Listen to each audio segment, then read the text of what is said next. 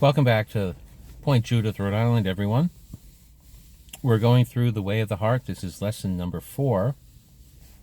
Just a couple pages in, and there's a paragraph depending upon... I take it back, we're about 5 or 6 pages in. There's a paragraph that starts, HMM, exclamation point. You will come up with a million examples, and that's where we're going to be starting. But before we do, you know the routine. Just take a nice deep breath while you bring attention to your breath. Extraordinary thing. We have the freedom to desire what we put our attention on. And if we put our full attention on something that's present, it can be the breath, it can be a spot on the wall, it can be anything. We're training the mind to focus, to observe, and what's called being present. Being aware of what's in our environment now, being aware of the now. Of Course in Miracles says now is all there is of time, which makes sense, right? All the experience we're having is happening now, no matter what we're thinking about. Past, present, imagined future. So there can be this beautiful, relaxing feeling in the practice of what's called the holy instant in A Course in Miracles. And the way Mastery is connected with this holy instance of relationship. Just being fully present with what is now and letting it be what it is. As we start to focus the mind in that way, you might notice that the breath naturally deepens. There's this connection between breath and spirit and presence. It says the kingdom of heaven is spread across the face of the earth, but mankind sees it not. It sort of alludes to a statement that I hear now and then in the spiritual world, which is that there is no other place, there is no other time. Now is all there is of time. Heaven must be here now. And here, it must be here now, if it's anywhere. It's a very different perspective than this idea of we're going to, die and go to heaven. Or some other way, ascend or whatever. But really what's being said is that we attune ourselves to the awareness of heaven as we learn to discipline our minds and indeed to practice the practices that are being described in this way of the heart. That's not one of the actual claims of Way of the Heart. I just kind of made that up, but it sounds good to me. So I just kind of made that up. But we'll get back to the text. But the idea that if heaven is here now in a holy instant, one of the teachings, Jeshua shares that he was taught that the only thing of value is a holy instant of relationship. To be present with what is arising in a fully complete way. It can be a rock, it can be a steering wheel to a car, it can be a book. Can we get rid of all the veils that we projected upon something so that we can just have a direct experience with what is? My experience is that it can be so overwhelming that I pull back from it. That, well, you mean this book all of a sudden has all the energy and beauty of the universe in it if I look at it a certain way? And it's like, God, that's kind of blowing my mind, like looking at the stars or imagining all the leaves on a tree. But there it is. There's heaven. There's beauty in the midst of nature, in the midst of the physical reality we're experiencing.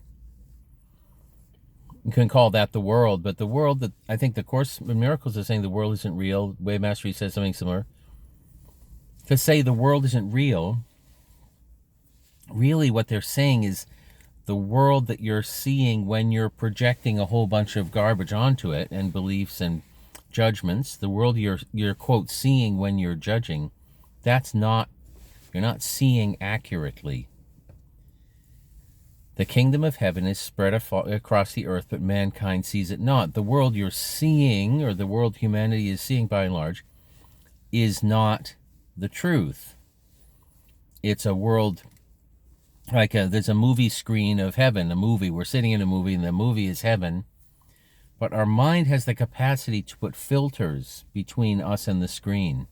Like we're wearing dark sunglasses or bright green sunglasses or whatever it is. And then the movie looks like something other than what it is, or we can't see it at all.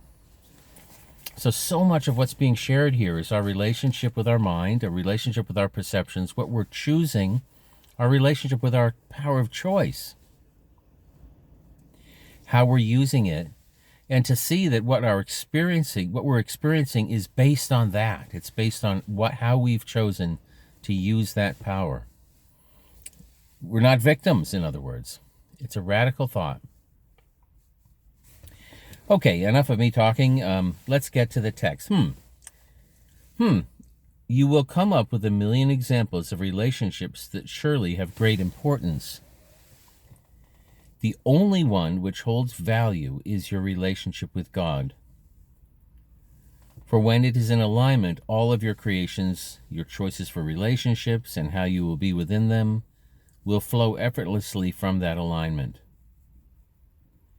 Therefore, seek first the kingdom, and all these things will be added unto you. Do not try to create a rose by starting with the petals, but nourish the roots, and the flower must blossom. If you are to be in right relationship with Creator, it is absolutely necessary to correct your perception and relationship with the energy of desire. Again, I'm interrupting halfway through a paragraph. That is probably worth writing down.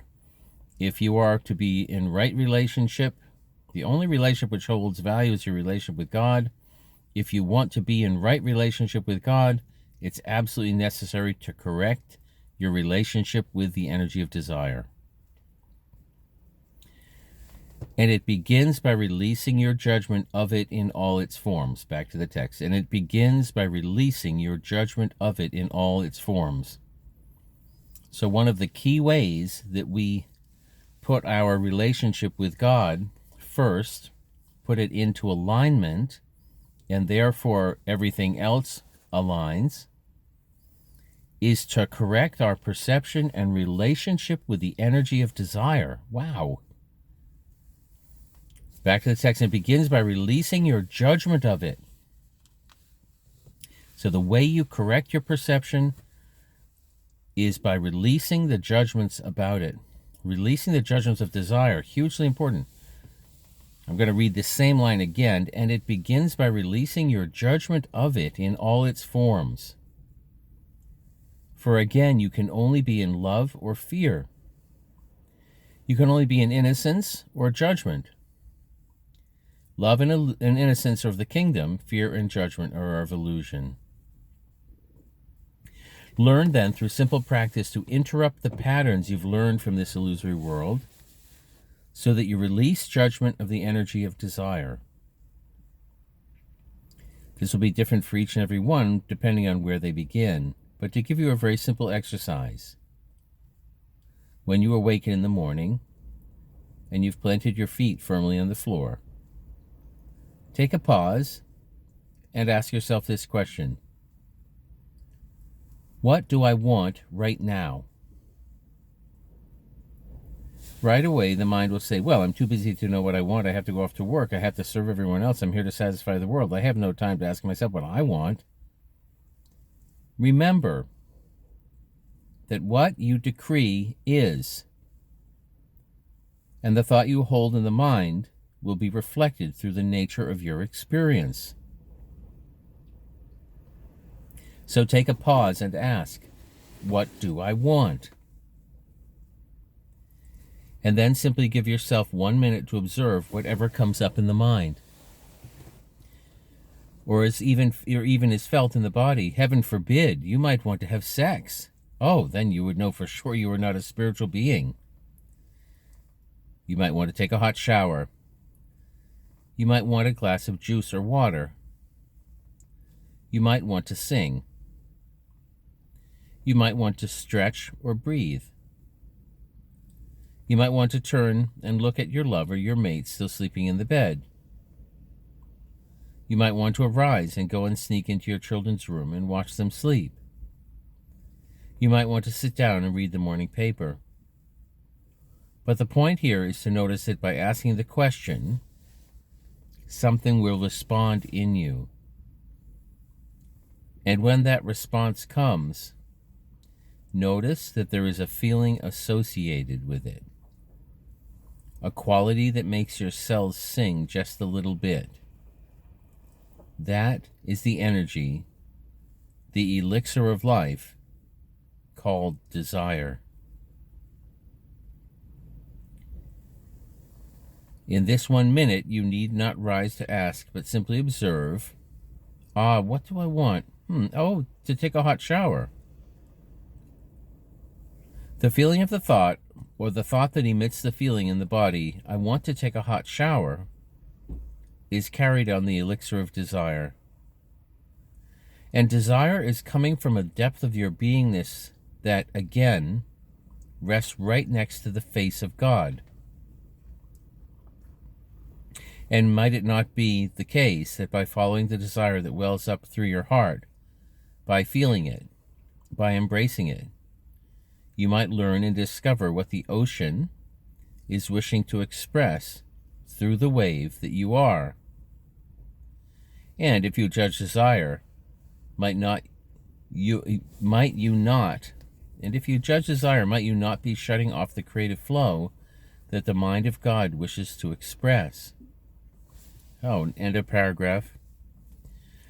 Joshua was not only saying the desire isn't bad, saying it's essential to our relationship with God. And that there's the business of omission or commission of sin. Sin in this case meaning simply missing the mark. Not a big moralistic thing. Like an archer misses the mark when he shoots. And for us, either denial of desire or repression of desire is not only not good, it could be said to be bad, if you want to use that word, because it's not in alignment. The desire is arising as part of God's wave. You're the wave.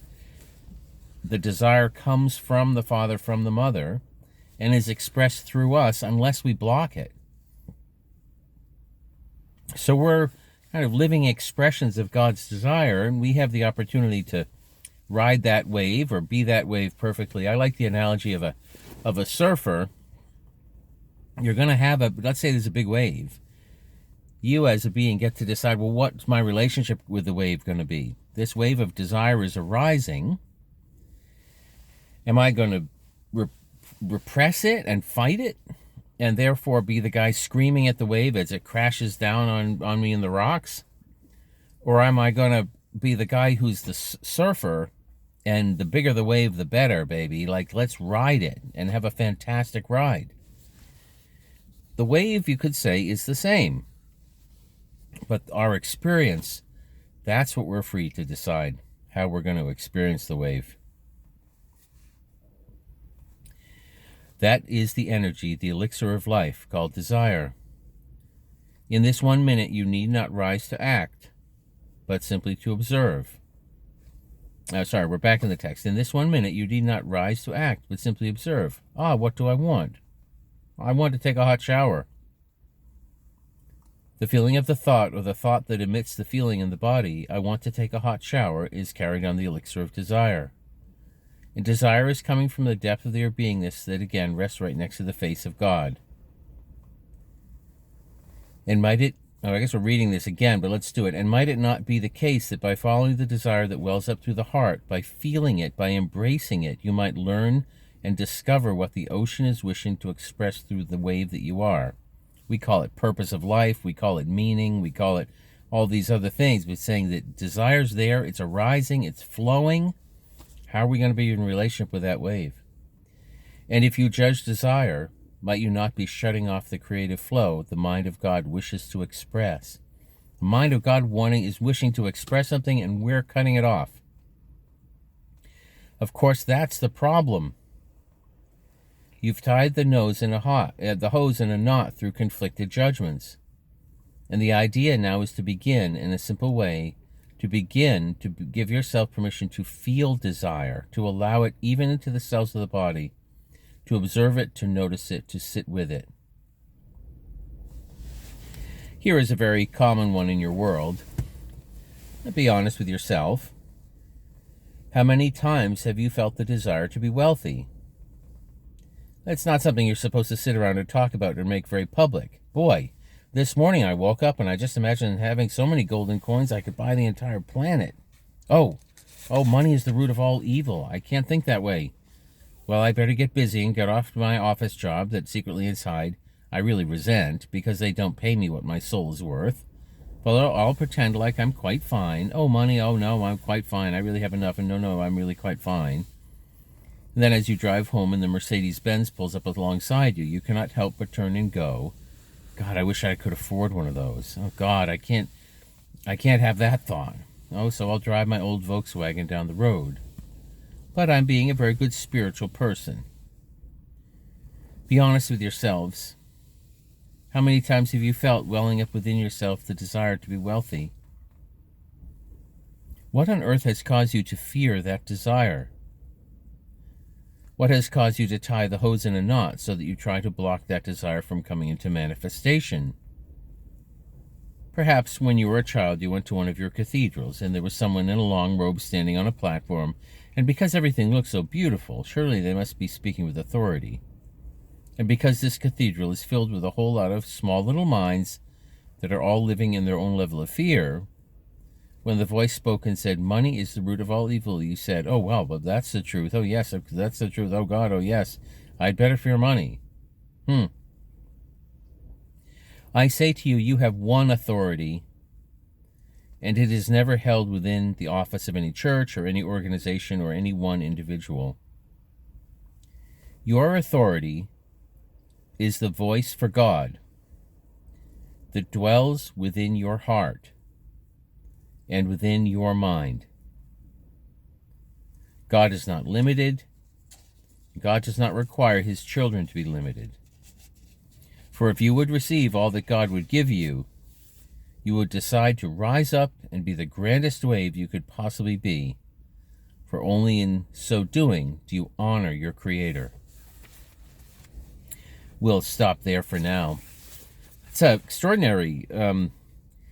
Only when you rise up and be the grandest wave you can be, I'm using the analogy of riding the grandest wave you can be in a beautiful way, only then do you honor God. God's not asking you to honor him by not having a rich and full life. She's asking you to honor her, or that's the way you honor him or her. So this idea of, I'm going to give up, I'm going to sacrifice, I'm not going to love myself, that's really missing the mark. I have to say, for me, it's a huge learning experience. I was brought up to think that, sacrifice is good. Like, you're not supposed to focus on loving yourself, you're supposed to focus on others. But isn't it true that we can only give what we have? And even if our goal is to help others, we have to admit, no, that it's presupposed when it says in the Bible, love one another as yourself. It's presupposed that loving yourself is already in place, that of course you're doing that. But in my experience, the Bible and other things, the way religion's been taught, a lot of the time it's like, no, you're sinful, don't love yourself. But for me, the truer thing about spirituality and religion is somehow you've gotten mixed up and you don't love yourself. Well, you're supposed to love yourself, of course. You're God's creation. God loves you. You are, as the Way Master would say, loved, lovable, and loving forever, no matter what seems to have happened, or no matter what you have done. There's repentance in the Christian church, forgiveness and repentance, but also in the Way of Master, we start talking about things in a different way, that there isn't this dark and light and a real loss that's occurred. There's only the truth that we have been free at all times, that God is caring for us and loving us. And we learn more and more about the reality and specifics of that as we study the way of the heart. This is David Chalk. If you want to see the series on the way of the heart and more information about the Christ Mind teachings, check out jeshuaspeaks.com. Thanks. Have a great day. Bye-bye.